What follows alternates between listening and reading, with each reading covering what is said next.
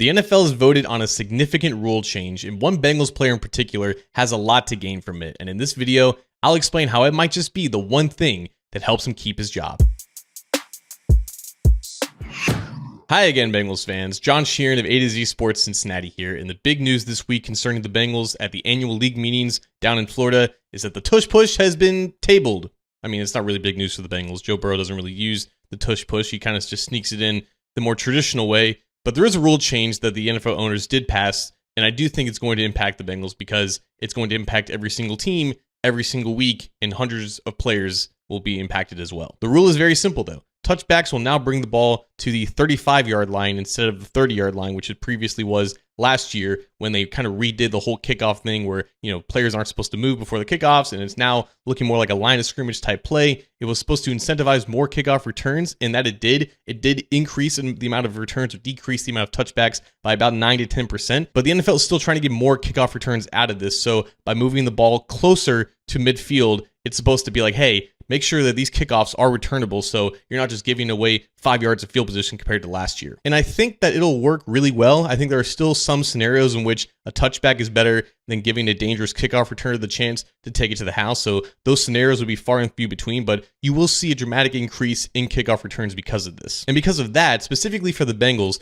I do think that this change is a phenomenal opportunity for Jermaine Burton to take advantage of. Now, we haven't talked about Jermaine Burton in a while on this channel because right now there's not that much to say. I mean, everyone knows that his rookie season was dramatically underwhelming, only 4 receptions for 107 yards, and like half of that production came in one game. He was a healthy scratch in 2 games last year for reasons that were entirely under his own control. It was not a good first impression for him in the league. But despite all this, the Bengals still realized that they had a really talented player that they could utilize in some way, and they found during the middle of the season that that way was kickoff returns. He ended up leading the team in returns, return yardage. His average yards per return was about 1.5 yards per return more than the league average. Now, he only got this role because Charlie Jones ended up suffering what ended up being a season-ending injury, but that was still an opportunity, that was still a role that was vacant that he filled, and he provided some value there. And if there's going to be an increase in kickoff returns this upcoming season, then it's only a bigger opportunity for him to retain that role and still provide value in ways that he can. Because to be honest with you,